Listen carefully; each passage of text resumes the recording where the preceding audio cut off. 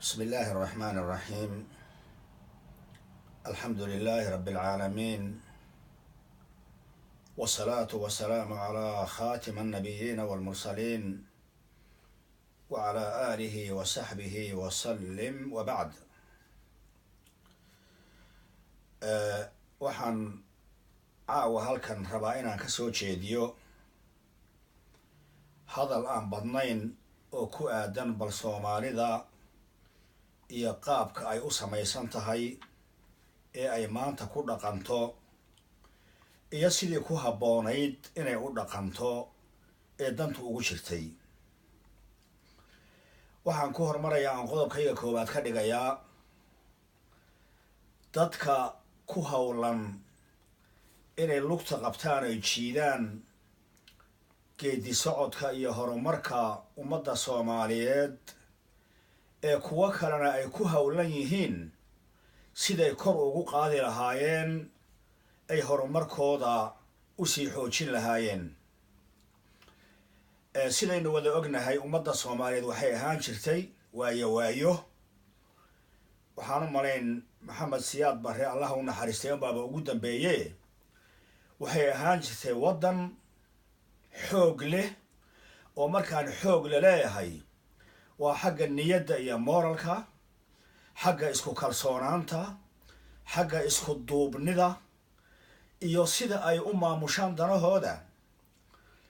dalka Soomaaliyeed waa dal yar markii loo eego dalal fara badan oo dunida ka mid ah, oo waxaan u malaynaa in yar uuna qaar carbeed oo hadda inagu kibro inagu qooqaaba ay kamid yihiin unbaaba ka yaryare. waxaa weeyaane waa waddan yar weeye, ama ha noqoto dadka tiradiisa, ama ha noqoto xagga dhaqaalaha, ama xataa dhul ahaanba ha noqoto. isagoo sidaasa ayuu haddana wuxuu marar fara badan hoggaanka u ahayn jiray qaaradda Afrika oo dhan. carabtuna ay tamidin jirto ilaahu yaa kuwaa mar idinku soo dara lahaayeen, ilaa markii dambana aan ku darsanno. marka sidaas daraaddeed dadku marba siduu isagu iska dhigo unbuu noqdaa. Soomaaliya sidaasaa soo martay. waxaan anigan hadda gaboobay ee weyn ee 30 kor u dhaafay, da-daydu 30 kor u dhaafay, waxaan goobjoog ahaa isagoo qoyska taajirka u ah carruurta faraha badan leh biilkooda yawmiyaha uu yahay 5 shilin oo Soomaaliya uu yahay. hadda waa 5 shilin, laakiin sida loo badan yahay dadka dhexdhexaadka ah ay 3 shilin kaliya masaariifsadaan oo hilib iyo bariis ama baasto iyo caano iyo qudaartii wax lagu iidaami jiray iyo macababay 3 shilin ay ku filaato. aniga naftirkaygan hadda hadlaya ayaa dad sidaa ku biili jiray oo naxariis waasaca allaha siiye hooyadii i dhashay 3 shilin markaan maalin walba u dhiibay. ilaan biilka Soomaaliya nooca yaa maalinlaha ahaan jiray ayay oo wax walba aanu ka dharagno oo dad cuno ayay haddana lacag ay uruurisay markay bishu dhammaatay u odhan jirtay hooye intana lacag ay noo soo hadhay. Soomaaliya sidaasay soo martay. maantana shilin ma jiro, oo gambiya baysteen ma jiro, oo caanteen ma jiro, oo 5 shilin ma jirto, oo 10 ma jirto, oo waxaaban u malayn aad uma huba haddee oo lacagta Soomaalida baryahan mama arkina waxaan u malayn inaan show wax kun ka yari ba jirin baan u malaynayaa. waxa weeyaan marka taasi waxa weeyaan waa ficlan waa musiibo dalka ku dhacday. hase yeeshee hadalkayga horaan ku laba celinayaaye dad waliba say iyagu iska dhigaan weeye. marka kuwa horumarka Soomaalida iyo inay sumcadoodii iyo sharaftoodii iyo quwadoodii dib u soo cishato ummadda doonaysa ee ay qaar sidaa ku fikiri kuna howlan yihiin, kuwa lugta jiidi baan la yaabaa. ee mar walba dowlad kasta oo fuusha doonayo inay taa ka tuuraan oo balaan isweydiine hadday tuuraan bal laa samax allah oo iyagu kuwan waxaa wadaay ay meesha fuulaan oo madaxweyne iyo ku-xigeen iyo ka kusii xigay ra'iisul wasaare iyo wax walba noqdaan, abooma sidaa un baan idinku dayn bay leeyihiin. soo iyaguna ma oga inay kuwo kale udhi ka daba dhaansan doonaan oo iyagana meesha ka tuuri doonaan. soo iyaguna sidaas ma oga. waa mar kastana kuwa inay wax ka tuuraan oo dowladda dumiyaan doonayaay dalal shisheeye ayay adeegsadaan. ninkii Hitler la odhan jiray, Hitler ee dalka Jarmalka hogaamiyaha ka ahaa, wuxuu rabay inuu adduunka oo dhanba hogaamiye ayaa la weydiiyey oo waxaa la yidhi master Hitler intaa noolay dadka ugu xaqiirsan ugu liita ugu daciifsan ee la kulantay bal noo sheeg.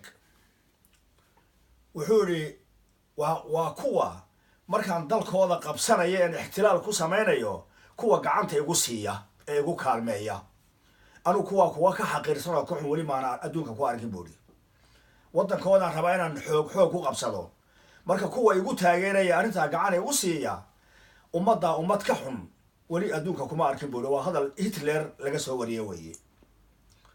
haddaba waddankeena hadda kuwa noocaasi joogaan dalal raba inay ina haymaneeyaan oo inagu amar ku taaglaan oo inagu amar ku taagleeyaan oo say rabaan iyagu ay inoo hoggaansadaan dalal doonaya ayay kuwa Soomaaliyihi hor ordayaan hoggaanku hayaan. kuwaasi ma ahayn kuwa Hitler sheegay oo kale. waxaan ilaahay ka baryayaa subxaanahu wa tacaala ummadda Soomaaliyeed kuwa niyadda wanaagsan ee sida wanaagsan hoggaanka ugu hayana inuu ilaahay gacan ku siiyo oo ku taageero. kuwa ka soo horjeeda ee arrintaa marba tabcadhexaada u dhigayana iyo qonofkaba inuu ilaahay ka qabto iyagana soo hanuuniyo. waxba habaari mahaya markane allaha soo hanuuniyaan leeyahay oo sida ummadda Soomaaliyeed wanaagga u ah allaha ku soo hanuuniyo. maxay kuu tari walaalkay oo xoogaa yaroo lacagoo faraqa lagugu soo shubay? maxay kuu tari oo beriba kaa dhammaan oo xaqiirnimo muujinaysa iyo daciifnimo muujinaysa? ogow hadda ninka ku soo dirsanaya wax kuu dhiibi wuxuu ku arkaa inaad ummadaadii khayaamayse, inaad ummadaadii iyo sharaftaadii iyo dadkaagii khayaamayso ayuu ku arkaa. marka marna ha u malaynaya inuu nin sharafla kuu arko. markaa dantiisa wuu kugu fushan laakiin marna sharaf iyo wanaag kuuma arko. kuwa waxaa ku dhaqma ayaan maxaa idhaahday hadalkaa u jeedinayaa. haddaan qodobkaa ka gudbo bal haddana aan u gudbo gobollada dalka Soomaalidu ka kooban yahay. ficlan qodobkaa gobollada hadda ka horna waan ka hadlay laakiin hadday mushkiladii sidii u taagan tahay dee maxaa lagu dayn? mar walba waa laga hadliya. islaam baa tiri baa la yidhi markaan aamus isidhaahdaba ay sarar sita umaan arkayaa. ay sarar sita waxaan u malayn sarartu show waa meesha hilibka la cuno ugu wanaagsan baan u malaynaya. allahu aclam anu saas uma kala aqaane. ayguna waxaan u malayn waa aragtida Soomaalida xayawaanka ka ugu xaqiirsan ee ugu liitay inuu yahay baan u malayn ayguna. oo ummada waxaaba jira sharafta koowaad iyo mudnaantaba iyaga siiyo xataa carruurtay dhaleen uu kala qiimo badan yahay laakiin Soomaalidu aygu agtooda xaqiir buu ka yahay. markaan aamus isidhaahdaba ay sarar sito maan arkayaa maxaan aamusaabay islaana tiri baa la yidhi. marka gobollada shacabkoodana waan ku dariye iyo maamulayaashooda madaxweynayaasha sheegtow ilaa shacabkiinu isaga idinku daba taagan waxaad sheeganaysaane ilaah baa nale heesaad u dhaqmaysaane sidii gobol laga rabay maaha. gobol waa kii dowladdiisa daacadu ah, madaxweynihiisa daacadu ah, ra-iisul wasaarihiisa daacadu ah, baarlamaankiisa dhexe ee dowladda dhexe daacadda u ah, danaha iyo maslaxadda dalka daacadda u ah ee dhinaciisa ka dheeli tira. ilaan dalku waa gobollo sida jirkeennu xubno u yahay, laba gacmood iyo laba lugood iyo madax iyo war sida jirkeennu xubno u yahay unbay dowladda xubnaheeduna u yihiin caasimadda iyo gobollada iyo degmooyinka iyo tuulooyinka iyo wixii lamid ah unbay u yihiin. haddaba shirkaaga haddii gacan la gooyo ama lagu la gooyo ma isku dhammaystirnaanayaa? marka gobolka sanka taagaya ee midnimadii Soomaalida loogu taaglayahayow ee gooni madaxweynaha u sheeganayow waxaa taawan xubin dalkii ka mid ahoo maxaa idhaahdaayey ee dhanqaryo kula jirta. allaha soo hanuuniyo gobollada kuwa maamula iyo kuwa shacabkooda ahee maxaa idhaahdaayey kuwaas waxay wadaan ku daba taaganba ilaa iyagaa soo doortay. waxa mayna soo dooranin iyagaa ismagacaabo meesha xoog ku fuule laakiin sidaan bay haddana raalli ku yihin maxaa haddii aan raalli ku ahayn way iska qaban lahaayeen. gobollada iyo kuwa madaxweynayaasha sheegta ilaa waa madaxweyne goboleed amase waa gobernatooruun, waa barasaab, waa guddoomiye gobol. markii af Soomaali lagu sheego waa guddoomiye gobole laakiin iyagu magacaa ma rabaan oo madaxweyne ayay rabaane. bal xagee lagu arkay dal intaasoo madaxweyne leh? tiba cadda allah u naxariistay baa wuxuu yihi beri Soomaalida uu karaaniga ugu tacliin badnaan jiray. karaanigu waa kateebka garaaca waaga kombyuutaryo iyo ma ayna jirin mobilatone ninka teebka garaaca ee karaaniga ahee ajnabiga ama ingiriis haada ama talyaani haaya ka turjumay in afkooda ay yaqaana yaa ugu sarrayn jiray soomaalida markaasoo timacadda wuxuu yihi naxariis allaha siiye dowlad wada karaani ah dunidaba ma joogte dowlad wada karaani ah dunidaba ma joogte macnaha wuxuu ka wadaa dad kulligood inay darajo karaanin wada qaataan doonayaan haddaba waxaa la arkay dad wada madaxweyne un dooni miyaa la arkay madaxweyne un baa la wada doonaya wixiina waa hal dal haddii dalalkana nin keliya un baa madaxweyne u noqda allaha soo hanuuniya kuwaas iyo kuwa ku daba fadhiya ee waxaa raalli kaga aba waxaa la yaab leh qodob kalean u gudbayaaye waxaa la yaab leh nin fidmawale ah waa fidmawale haddana hogaamiyo waa hogaaminaya oo meel buu zaciim ka yahay maxaa yeelay qabiil buu dabada kula jiraa zaciim weyn buu ismoodi uu iska dhigayaa waana fidmawale waxaan dhibaato ah inuu ummadda soomaaliyeed ku hayo iyo shacabkeeda iyo dowladdeeda waxaan dhibaato inuu ku hayaa ma jiro baarlamaankay ku jiraan kuwaasi ay ka buuxaan kuwan gobollada madaxweyneyaasha sheegtaay yay ka mid yihiin kuwa aan midnaba ahayna isqorahoo oo garab ordaa ku jira ayaa ku jira oo wada madaxweyne doonaya oo ama ra-iisul wasaare doonaya oo dalal soo dirsadeen marka waa la yaab waxaa weeyaane waa fidmawale haddana wuxuu doonayaa inuu wax hogaamiyo ayuu doonayaa waxaan dhib ahayn oo uu hayaa u wadaana ma jiro kuwaana alla subxaana wa tacaala haynaga qabto oo haynagaga qabto inay soo hanuunaan insha allahu tacaala oy ummadooda soomaaliyeed danteeda usoo hanuunaan hadal kalaan oon mar hore idhi baan ku laba celinayaaye ninka doonaya hadda nimanka maanta haysta maxamed cabdullaahi maxamed farmaajo iyo jaalle khayre ra-iisul wasaare khayre nimanka doonaya inay hadda maanta meesha ka tuuraan oo iyagu ay fuulaan doonayo miyaad ilowsantihiin idinkana in kuwa kale idinka daba dhaansanayaan oo qarka laydinkula dhigo idinkana laydin tuurayo kuwaana kuwa kala tuurayaan oo weligeen iyo allehen aynu kacaakufun ku jirayno dee waxaaba suuragala inaad sidaaba rabtaan oo weligoodba soomaaliya inay dowladi ka dhalataba aydaan rabin ilaan waa siday dalal shisheeyihii rabaane kacaakufkaas yaad rabtaan oo waxaad hadda kuwan dowladda ku kaxsan oo doonaysaan inay dowladdani dhacdo oo haddana idinka noqdaaya kuwo kale noqdaaba wixii badalaano ay dhacaan oo kuwa kale badalaano ay dhacaan oo ummadda soomaaliya weliga ee sidaa un ku jirto deedna laga faa'iidaysto khayraadkeeda badaha ee la dhammaystiba shabakadaha laga buuxsado waxaan maalin dhoway daawan hayay maxaa dhahdaay hay-ad la leeyahay imaaraadkaa leh oo show wax alla wixii malay badda ku jiray oo dhan meel isugu keentay oo kala dhuraysa ayaan daawan hayay waxaa weeyaane khayraadkaan lahayn la dhammaysayba hambada yar ee soo hadhay ayay hadda kuwana ku daba jiraan inay sii xaabxaabaan mooye waxay ka faa'iidayaan wax yaroo lacagahoo la siiyey oo dhabarka laga dharbaaxo fariidaatihi la yiri un weeye waxay doonayaani oo kana dhammaan doonto ummadooda lagooyo ku ah kuwa dhabarka kasoo dharbaaxayaana ay u arkaan inay yihiin ducafa wax alla waxay yihiin ayna jirin ummadoodii khayaamaysa intaa haddaan halkaana kaga baxo waxaan u gelayaa ciidankii xoogga dalka soomaaliyeed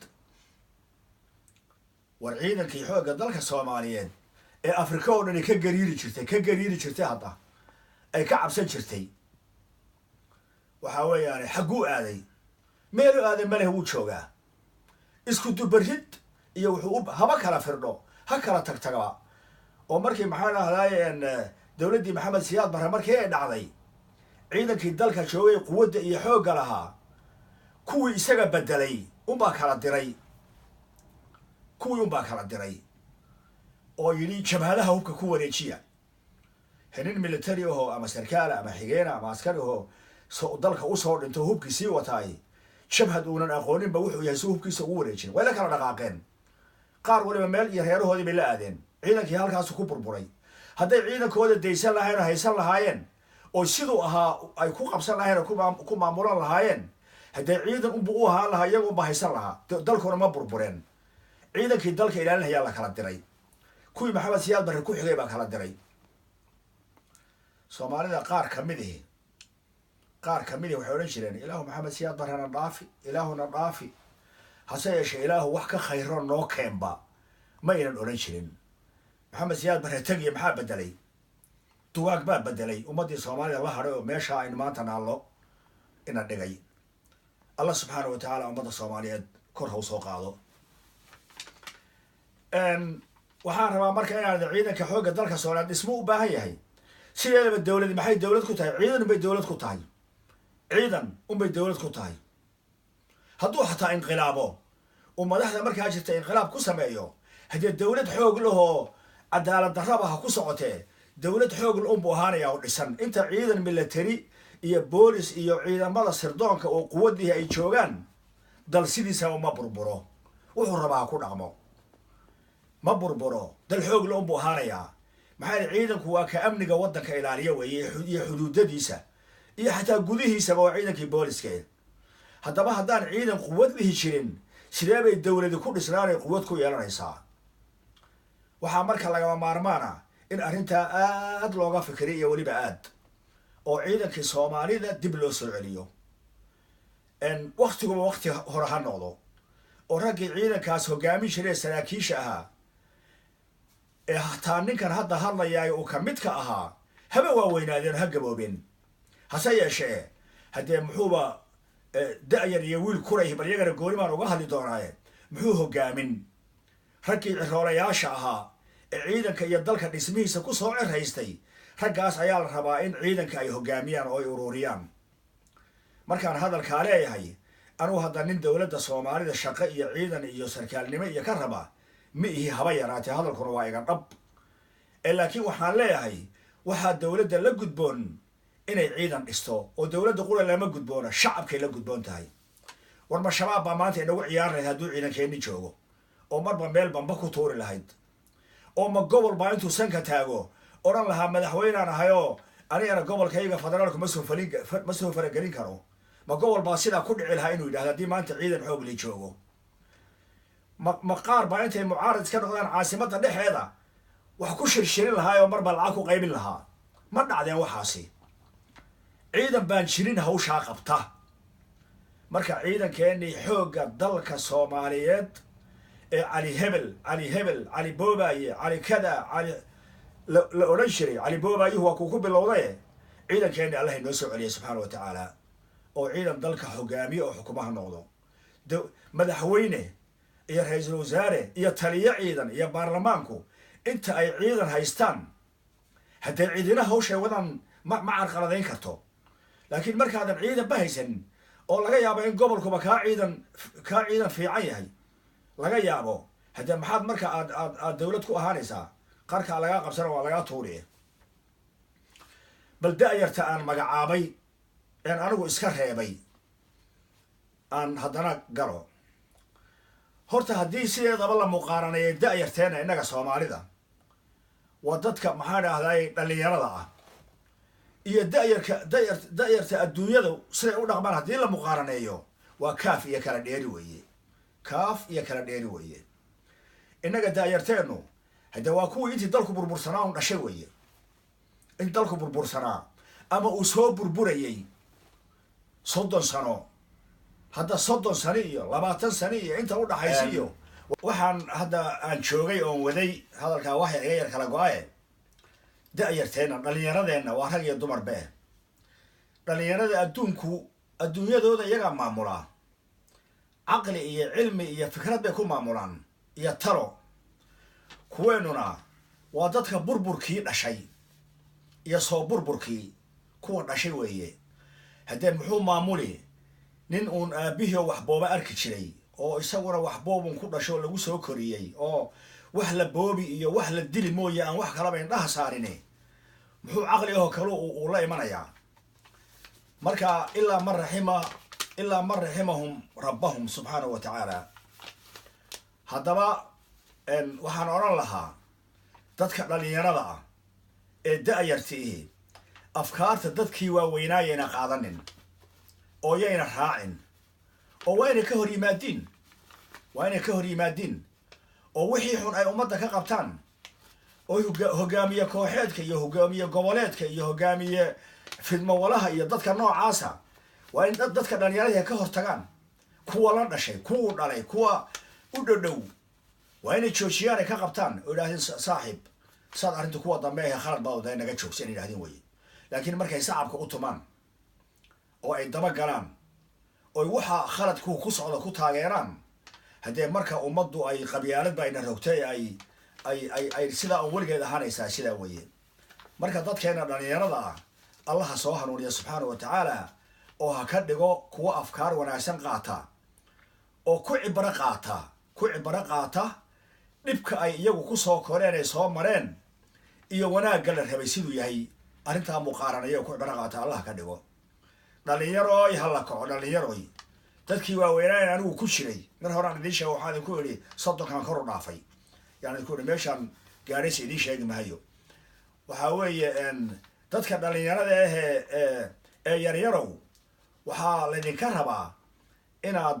afkaar cusub la timaadaan oo wixii aad ku dhex dhalateen aad kusoo korteen inuu khaldanaa aad dareentaan oo ama kuwa dibadaha u baxay ha noqdeen ee dalalka dibadaha reer galbeedka iyo carabaha iyo soo arkay iyo si ay u dhaqmaan ha noqdeen ama kuwa dalka gudihiisaba ku jira ee dhibaatada dareemaya ha noqdeene dhalinyarada waxaa la rabaa inay ka duwanaato dadkii waaweynaa ee hore oo ay afkaar wanaagsan la timaado oy dadka waaweynna khaladka ka qabato ayaa la rabaa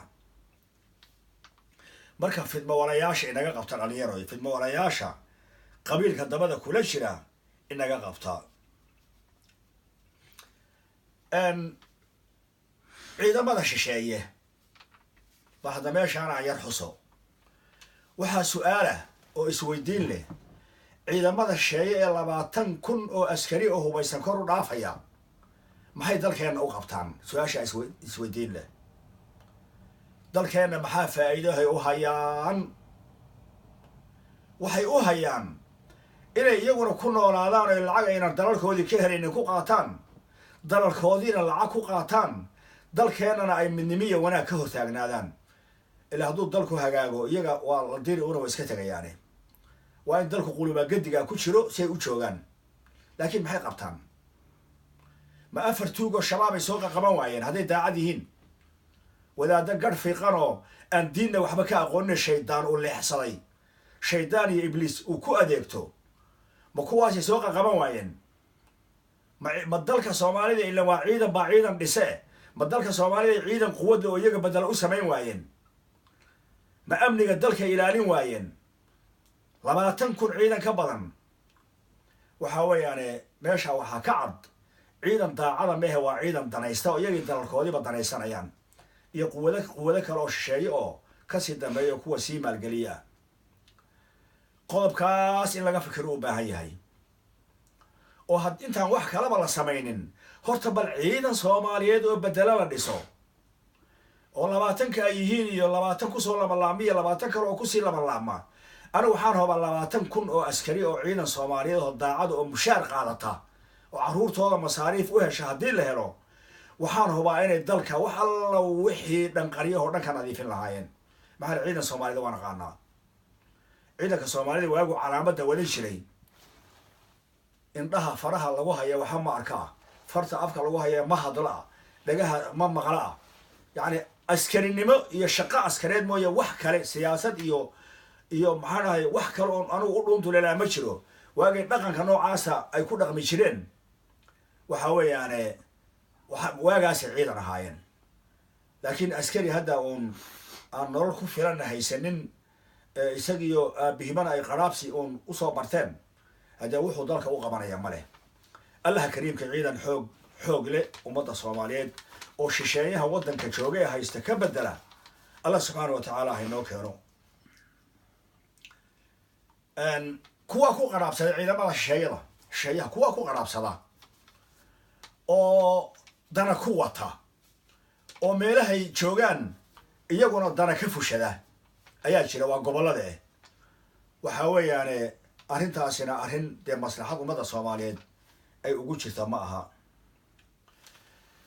waxaan hadalkayga maanta kusoo gabagabeynayaa tale aan usoo jeedinayo maamulka dalka xukume ugu sarreeya waa madaxweyne farmaajo iyo ra-iisul wasaare khayre iyo wiilka fariidka ah ee fariid dhaafay ee guddoomiyaha gobolka banaadir iyo duqa magaalada intaba isku ah master thaabit iyo weliba cid alla ciddii daacad u ah midnimada iyo horusocodka soomaaliyeed oo cid alla ciddii daacad u ah dadkaasaan tala usoo jeedinayaa.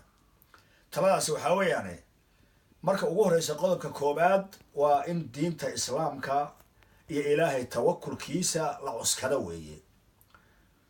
ruuxu sidiisaba hadduu muslim dhab a yahay uu shantiisa salaadood tukanayo oo uu ilaahay xusuusan yahay oo wixii ilaahay ka reebay oo dhan uu ka reeban yahay wuxuu ilaahay farayna uu ku soconayo wax ka xumaada ay ma jiro haba yaraate. ilaahay baa ilaalinaya. xasbiya allahu wa nicma alwakiil intuu idhaahdo ayuu ku dhaqaajin oo wax ka hor iman karaana ma jiro. ilaahay baa ilaalinaya. laakiin haddaad gabgabla tahay diintii islaamkaba yar garab ordayoon qumaati ugu toosnayn haddee markaa ilaahayna uu garab ordayaaye isna taladaada qumaati uma toosinayo. diinta islaamkaan ku talinayaa in lagu dhaqmo oo ummadda lagu maamulo oo dad muslimiinaan nahaye xaqa dhabta ah diinta islaamka ay sheegaysa lagu socdo. kaasi waa qodob. qodobka labaadna waa cadaalad. diintu muusna kamid yahay. sideedaba haddii cadaaladii jirto ilaahu maadan xataa diinba haysanin islaama mar haddaad caadil tahay oo ummaddu kuu siman tahay xataa naftaada markii lagu dariyo ehelkaaga ood caadil iyo cadaalad wax ku maamulayso waxba kaama xumaadaan. maxaa dowladaha reer galbeedka roobkuuna saa u shubiye barwaaqaysaneen marba teknolojiya cilmi cusub soo saaraya ee gaalada haddana gaalada ah ma gaalnimadaa horumarka wadata ma wadato cadaaladdaa wadata. waa ummad cadaalad ku dhaqanta weeye oon isxaqirin oon 4.5 iyo maxaa dhahdaay reer hebel baa sidanih iyo anaa sidanih iyo qabiil hebel lagama guursani iyo edab darradaas dad aan ku dhaqmin oo siman weeye oo siman oo xataa ayda iyo bisadaha cadaaladeeya bal wax kale iskaba daaye iyo xayawaanka waddankooda ku nool. cadaaladda waxaa wadata barwaaqaday ku jiraane gaalnimadu ma wadato. marka cadaalad baa la rabaa in lagu dhaqmo. cadaalad in lagu dhaqmaa la rabaa. waxaa weeyaane wasiiradan iyo baarlamaankan iyo qabiilowba intaa keen qabiilowba intaa keen qabiilka lagu qaybsanayo waxaa weeyaane waxa meesha ayna dhigay waxaa weeye shirkii carte ee dalka jabuuti laynoogama horreynin. dadka waxaa lagu xulan lahaa aqoon iyo cilmi. aqoonta iyo cilmigu waa isku mide iyo diin iyo cadaalad iyo akhlaaq iyo wanaag baa lagu xulan lahaa. qabiil laguma xusheen. oday laaluush qaato oday dhaqameedaho qabiil ka socda ayaa kuu rabo soo magacaabaya isagoo waxoogaa u laaba yuu soo magacaabaya. ma sidaasaa dowlad lagu noqdaa? laguma noqdo. sidaas dowlad laguma noqdo. inta sanaadiiq la dhigo in dadka shacabka wax doorta la yidhaahday ahayd isagoon loo kala hadhin oon qabiil loo eegin oo nin waliba nasiibkiisa meeshaa ka qaado. marka qabyaalad baa ina rogtaye qabyaaladda allah inaga dulqaaday subxaanahu wa tacaala oo maxaa dhahdaayay cadaalad ha lagu dhaqmo. qodobkaa cadaaladdu waa muhim. qodobka saddexaadna waa qodob aan soo hadlay oo soo burburiyo ciidankii unbuu ku saabsan yahay. dalka ciidan ha loo dhiso. waxaan farayaa madaxweyne farmaajo iyo ra-iisul wasaare khayre iyo ragga la shaqeeya sida ra-iisul baarlamaanka iyo labada gole madaxdooda iyo baarlamaanka in khariban baa ku jirta intooda toosan iyo waxaan kula talinayaa awooddiina oo dhan saar inaad ciidan dhistaan. ciidan xoog leh oo dowladda ka amar qaata oo wixii idinka hor yimaadaba afka jabiya waa inta aad dariiqa saxa socotaan. haddaad dariiqa ka leexataan oo aad dariiq khaldan qaadaanna idinka qudhinna afka idin jabiya oo inqilaab sameeyo deedna khad toosan oo kale dalka ku maamula. war ciidan dalka u sameeya ciidan baa waddan lagu noqdaaye. ilaa hadda waa toosantihiin nimanka aan magacaabay o dariiq wanaagsan baad haysaan oo run ah oo run oo dhab ayaad haysaan. waxa idin garab roori ee idin qasina allah idinka qabto. laakiin ciidan samaysta sidan sameehe. awooddiina ciidan saara wax alla waxaad dhaqaale heshaan ciidan ku bixiya. ciidanka lacag ha loo qoro mushaara. ciidanka nolol ha loo sameeyo. ciidanka faamiladooda ha la kafaalo qaato. ciidanka ciidan ha laga dhigto. ciddii daacadii noo ah sida dalka turkiga oo kale ha lala kaashado. ciddii ina khayaamaya marba in ciidanaho innaga afgambi iyo xumaa inala rabta sida imaaraadka afkaan ku dhufanayaaye maxaa dhahay inala rabtana hala iska ilaaliyo waddanka daacadda ku ah baa garabka iyo xoogga la saaraa kuwa kale indhaha laga laabtaa waxaa weeyaane dalka turkigu waa dal daacadi noo ah weeye min bilowgii hore abaarihii inagu dhacay maxaa idhaahdaay waxaan aada xusuusnahay madaxweyne rajab tayyib erdogan oon filaya inuu markaa ra-iisul wasaare ahaa baan filayaa aada uma hubo intuu abaarihii dalka yimid oo gabadh yar sidaa u xambaaray oo gabadhiiba la tegayba oo maxaa idhahdaay caruur fara badan ku dul ooyey yaa laga heli karaa oo sidaa waa ruuxa islaamnimadu ay dhabka ka tahay weye islaamnimadu ruuxay dhab ka tahay ruuxa islaamka isna si dhaba ayuu ula tacatufayaa waxaa weeyaane dadka muslimiintihi waa isu taraaxumaan taraaxum irxamuu man fi lardi yarxamukum man fi samaa ayuu rasuulku yihi alayhi isalaatu wasalaam laakiin haddaad aragto ruux tabca kula gaadaya oo ku khayaamaya oo adiga iska kaa horkeenaya kaa islaamnimadiisu mid dhaba horun ama ah iska ilaaliya dalka turkiga iyo qaacidadu meesha ka samaystay ha la xoojiyo cadowgooda alla ha jabiyo cadow badan baa dalka turkigu hadda leeyahay oo islaamnimada oon lagu diliye cadowgooda alla ha rido dalka turkiga wax alla wixii cadow ku ah ama carab ha noqdo ama muslim kale ha noqdo ama gaalada waaweyn ha noqdo wuxuu yihi madaxweyne erdogan maalin dhexda ahayd uu hadlayay wuxuu yihi maraykanku waxay haystaan sawaariikh aada u waaweyn nuclear aada u fara badan tiradooduba sheegayay inta madaxay haystaan taangiyo diyaarado kumayaal intaasoo dhan bay haystaan laakiin xooggu waxaa ma aha buuri xooggu kuwaa ma aha ee xooggu waa xaqa alxaqiya ayaa xooga dabcan markaa wuxuu ka hadlayay baan u malayna arrinta qudus iyo falastiin iyo trump wixii uu waaga dhaweed ku dhawaaqay fashilaada ahaa marka xoogga iyo quwaddu waa xaqe ma aha buuri hubka waa runtii xaqa unbaa guulaysan haddaba xaqa ha lala jiro oo meeshii xaqa jiro hala raaco oo khayaamada haloo indhabadiyo hadalkayga waxaan u malay inaan ku dheeraaday intaa ayaan kusoo gabagabeynayaa ninkii aniga i doonayow anigu waxaan ahay nin soomaali ah waddankayguna waxaa weeye qoys kasta oo soomaalihi meeshuu degan yahay ee aniga iyo waddana waxaa weeye muqdisho iyo intay xukuntaa dalkaygii ah hargeysiya intay xukuntaa dalkaygii ah sidaydaba nin reer jabuuti amana hayba soomaalida kenyaan ka tirsanahay soomaalida ismaamulka ethoobiyan ka tirsanahay oon weliba aada uga tirsanahay waxaa weeyaane meel kastoo qoys soomaalihi dego ayaa dalkaygii ah oon la qabiilna ahay intaas ayaan ninkii doonaya inuu ibartow wakaa aniga magacayguna waa cabdulqaadir jilaani cabdulqaadir sheekh maxamed cabdulqaadir jilaani weeye wasalaamu calaykum waraxmat ullaahi wabarakaatuh